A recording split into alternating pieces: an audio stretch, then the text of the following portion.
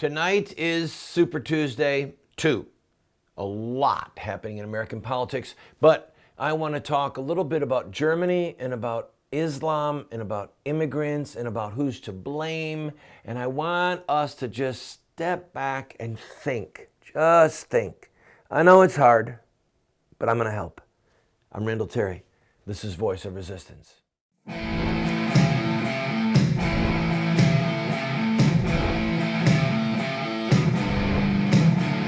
Those who forsake the law praise the wicked.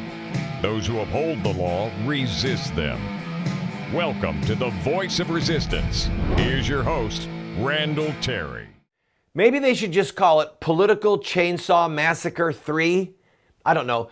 March 1st was allegedly Super Duper Tuesday. And then March the 8th was Super Tuesday 1. And tonight is Super Tuesday 2. I don't know.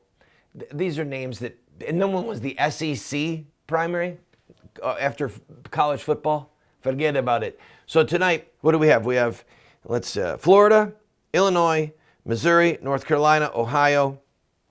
Florida has 99 delegates, Illinois 69, Missouri 52, North Carolina 72, Ohio 66. We'll come back to this in a minute, but I want to talk to you first about Islam and Germany and what's going on over there.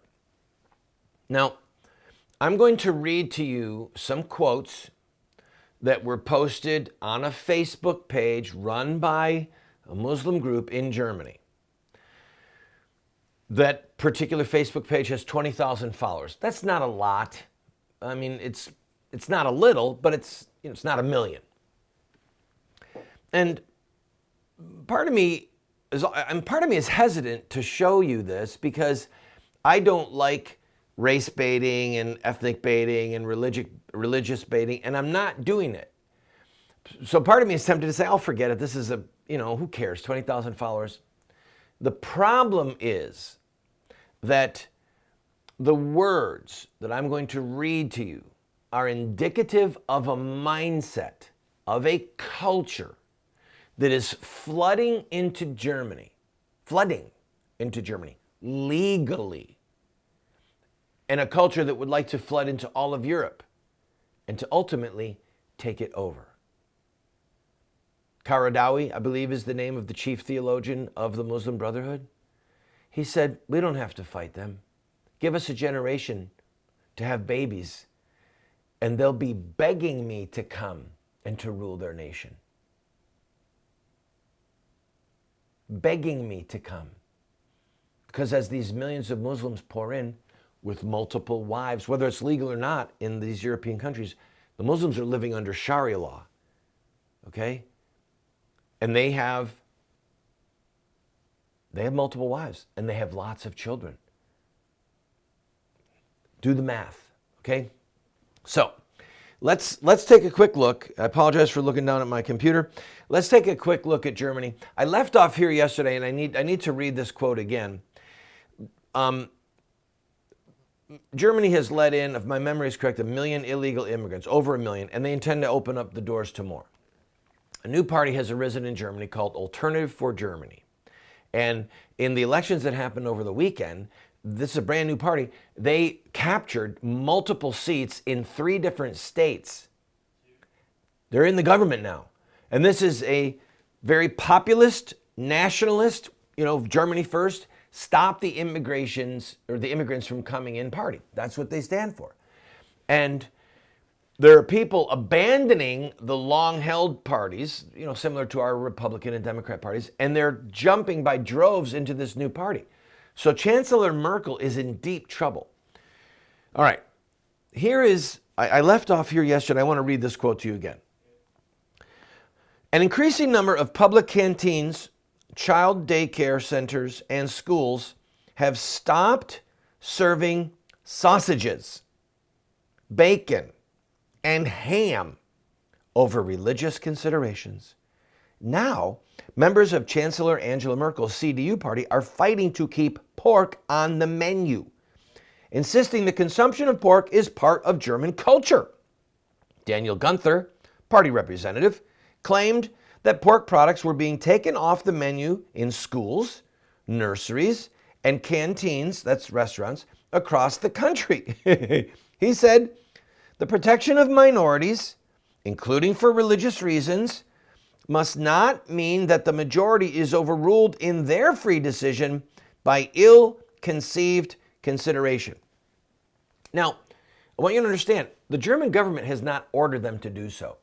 And so part of the problem with this is that over the last few weeks, people who bend the truth and throw it out there are saying, Germany has banned sausage. No, Germany has not banned sausage. And the central government of Germany has not banned pork products. But what's happening is that in certain areas, there's enough Muslim immigrants who don't eat pork, think it's an unclean meat, so that they're taking it off the menu. You just can't order it in restaurants. Your kids can't have it in school. No bacon and eggs, sorry. You can have lamb and eggs. No ham and eggs, lamb and eggs. But you know, if I'd have delivered that better, it might have actually been funny. We are witnessing what could be the Trojan horse inside of the heart of Europe.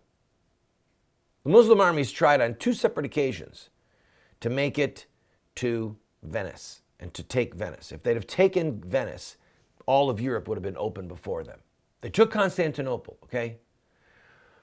But now there are hundreds of thousands of Muslims with an agenda and a vision for the world that is the antithesis of Judeo-Christian culture, and has it in its sights, its mission is to crush the church, to crush Christianity. And all right, I'm going to take a break. When we come back, I'll prove that point. And then I want to read to you from this Facebook page about women, the threat of women being raped, okay, and about how they dress, alcohol. And you listen to the words of this Muslim advocate and just think. That's all I'm asking. Don't go away.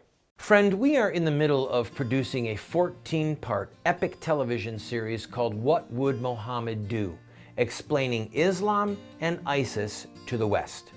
I have a master's degree in international terrorism, and I have studied ancient Islamic texts for over a decade. And we are going to do a very paced and a very scholarly look at Muhammad's life and see the connection of his life to today's headlines. Well, we need your help on 3 levels. 1, we need help with some security measures. 2, we need help with some gear for the studio. And 3, we need help with some computers. I'm inviting you to go to the GoFundMe site that you see on the screen and watch the pilot for episode 1.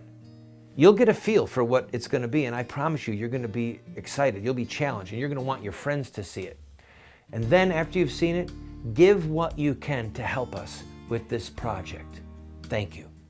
There have been multiple reports coming out of Germany about groping, of Muslim men groping German women, other sexual assaults, and it's been really disturbing. And some German officials, I'm not making this up, or public service ads, are showing German women how to look down so that they're not looking directly into the eyes of Muslim men. I'm not making this up, okay?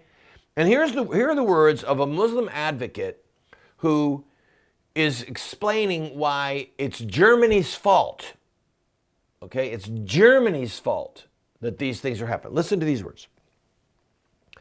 The group claimed the government should ban the consumption of alcohol because it leads to traffic accidents, violence, and rapes, and is extremely damaging to health.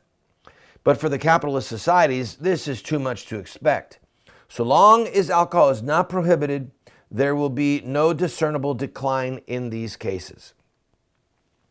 So what they're saying is that Muslim men with access to alcohol are going to drink alcohol and commit acts of violence and rape against innocent women. That's what they're saying. So they're threatening the German government. Ban alcohol or expect more of this. But it gets worse. Listen to this. Listen to the word picture that's painted here. Some women should think about whether it is wise to lightly dressed and drunk, to go between hordes of drunken men. In general, the woman wearing, due to their nature, have a responsibility when it goes out of the house. You cannot throw a naked antelope from a lion and expect that the lion stirs nothing. This is obviously very poorly translated. It is amazing that it is taught in biology class so much about the mating and sexual behavior of living things, but these rules are completely ignored in everyday life. And because many non-Muslims constantly emphasize that we live in a Christian country, we call on you in this country that women should dress Christian. Mary, mother of Jesus, lived out as a Christian woman has to dress. So it would be highly recommended for some women to take Mary as a role model and not Lady Gaga. Obviously, if you've seen any icons or statues of the Virgin Mary, you see her fully clothed and usually with a head covering. And so it looks similar. If you didn't know that you were looking at Mary, it looks similar to the way that some Muslim women dress. So they're saying, look, if you don't want this to happen, we learn in biology class that men are animals. And if you throw a naked antelope in front of lions, you can expect the lions to pounce. That's what they're saying. And if you don't want us to pounce, then change the way you dress. Dress like Mary. Don't dress like modern German women. Because if you do, it's your fault. You should have learned in biology what was going on. You can't expect nothing to happen. You shouldn't put a naked antelope in front of lions and expect nothing to happen. What's wrong with you? Now, obviously, this was on a Facebook page. It had about 20,000 followers. Ultimately, the post was taken down. But the simple fact of the matter is that there are hundreds of thousands of legal Muslim immigrants, many from Syria, almost all of them Muslim. Some of them are members of ISIS, okay, or Al-Qaeda, and they are now in Germany. They are in the heart of Europe right now. And they bring a worldview that is diametrically opposed to Christianity and Judaism. Now, we have lost a great deal of our support base, our benefactors, the people who support this program and other ministries that we have. We've lost many of them because I have done so much research on Islam and have shared what Islam is and what Islam desires, what Islam wants. People are afraid. People are offended. They say they worship the same God that we do. Well, I'm going to leave that out. Maybe they do, maybe they don't. I mean, they say they do. Muhammad said he was worshiping the God of Abraham, so that would be the God of the Old Testament. That would be the God of the New Testament. The problem is, Muhammad said that God gave him a list of instructions. So it's not, the issue is not what God they worship. The issue is, what do they believe that God has told them to do? And what they believe that God has told them to do is to obliterate and to enslave and to eliminate Christianity. And they believe that Jesus will come again. He will break the cross. He will kill the pig. And he will mandate that Jesus will come again and mandate that his followers follow Islam. That's what they believe. Do you believe that? Do you want them influencing public policy about pork? About dressing like a Muslim woman or Mary at the time of Christ? Is that what you want? You want the complete abolition of all alcohol? You want the prohibition of drinking wine, serving pork? Did you know under Muslim law it's against the law to display a crucifix or to ring church bells? Yeah, it's against the law. So churches in Muslim countries are not even allowed to have a crucifix on the outside of their building. They're not allowed to ring church bells because church bells declare the resurrection of Jesus Christ from the dead. That's the liturgical meaning behind church bells. And Muslims deny the resurrection of Jesus. So if you want to see what Islam looks like when it lives alongside of Christianity, go to Ephesus. Okay, you ever heard of the book of Ephesians? Go to Galatia, the region of Turkey. Go to Constantinople, that used to be the jewel of the East, the heart and soul of Byzantium Christianity. If you want to see what Islam looks like alongside of Christianity, you can go. And oh my goodness, Christianity has been obliterated. You can see the ruins of St. John the Apostle's grave. You can see the ruins of St. Luke's grave, the gospel writer, Luke. You can see where their churches stood, and now they're rubble.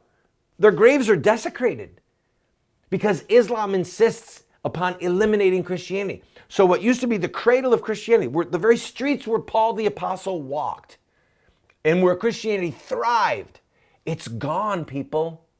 It's gone. That's Islam.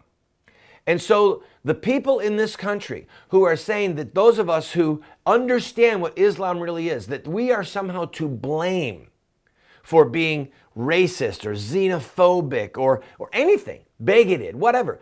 They're the fools. They are literally, in the biblical term of the word, they're fools because they don't know what they're talking about. They haven't read history. They couldn't pick Galatia out on a map to save their lives. They literally couldn't to save their lives, so they can't be trusted. I gotta go. I'll be right back.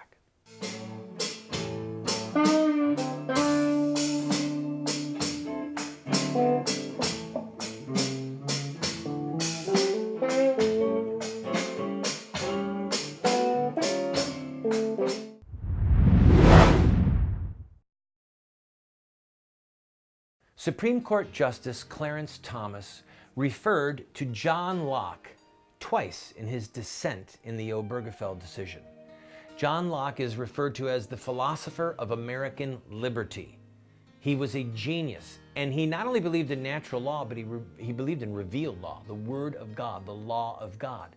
And he is one of the two most influential philosophers on the founders of this republic. We are offering you this book, and I'm going to give you my book as well, The Sword. The Sword, the subtitle is The Blessing of Righteous Government and the Overthrow of Tyrants. It looks at what is the legitimate purpose of government and when is it our right to overthrow government like they did with the Declaration of Independence. We will send you these two books if you simply pay for the shipping and handling, $8, and then give whatever else you want.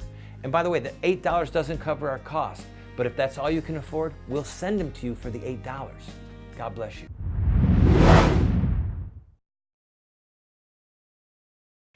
Have you ever heard of a C and E Christian? That's a Christmas and Easter Christian.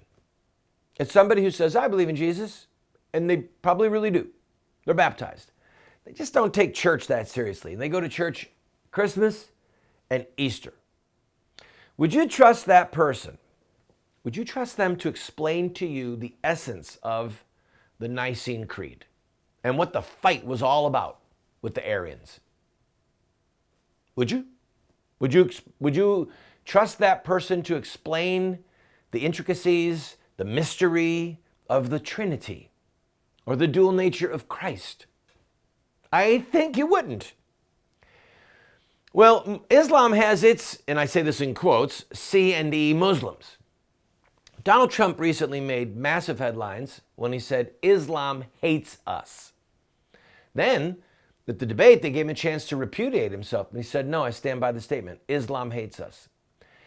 And what was really interesting is that no one stepped back, at least from what I've read and what I've watched, no one stepped back and said, Islam is a school of thought. It is a philosophy. It is a law code. It is not simply religious beliefs. It's that too, but it's this blueprint for what the world should look like according to the dictates of Muhammad. It's a closed philosophical system. Muslims are people that at one degree or another say, yeah, that's the truth. Well, how many Muslims really know Islam? Just like how many C&E Christians really could explain to you Christianity. We're putting together a very intense series called What Would Muhammad Do? We have voice actors.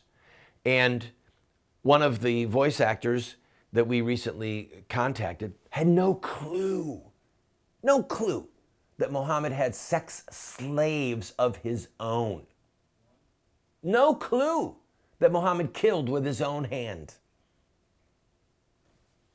There are Muslims who actually get offended when you say that Muhammad killed with his own hand. He ordered people to assassinate men and women, that he had sex slaves. They're offended.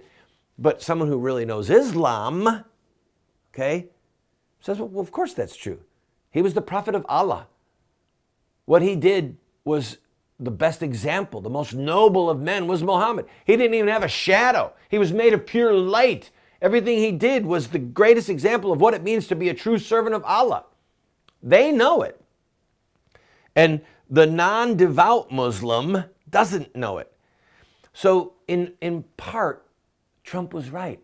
Islam, that school, hates us. And there are many Muslims who are not devout, who don't know their own religion. They don't want to cut our heads off. They'll drink a beer with you. They'll eat a pork sausage, okay? They will. But they're not devout. They don't know what Islam is. But sadly, tragically, frighteningly, they're just a couple of hadith, a couple of Quran verses away from having a true conversion and then embracing what Islam really is and what it really means, and then following the dictates of the founder, Muhammad. And that's where we have trouble, people. That's where we have trouble.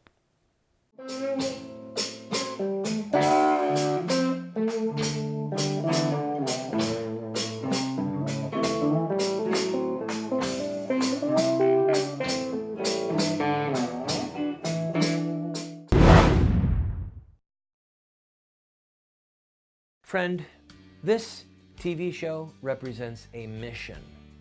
It's to be a voice of resistance to the evil in the land, but also to inspire people like you to take a stand at any level that you might be able to equip you, to inspire you, to challenge you, to give you the rhetorical ammunition that you need. But we still have to pay bills. This program, as you know if you're a regular viewer, we don't spend a lot of time raising money. We don't spend a lot of time saying, oh, you need to buy this and we're gonna run. No, we're bringing you a message, but we still have bills that we need to pay. I'm asking you, if you have been blessed by this show, to please go to our website or send a check to the address you see on the screen or call the phone number that you see on the screen and use your credit card, and to give $50 or $100 or $500 just to help us meet our normal expenses. And we'll keep bringing you this hard-hitting show. I am honored that you are watching this program. If you are someone who's interested in politics, I suggest that in a little while you might want to flip over to Fox or CNN or MSNBC and watch the returns, because tonight is Political Chainsaw Massacre 3. All right, Super Duper Tuesday 3. Whatever it is, it's tonight. Here's what's up for grabs. Florida, and I'm going to tell you my predictions, okay? Florida's 99 delegates, winner take all. Trump is going to win. Illinois, 69 delegates, winner take all. Trump is going to win. Missouri, 52 delegates.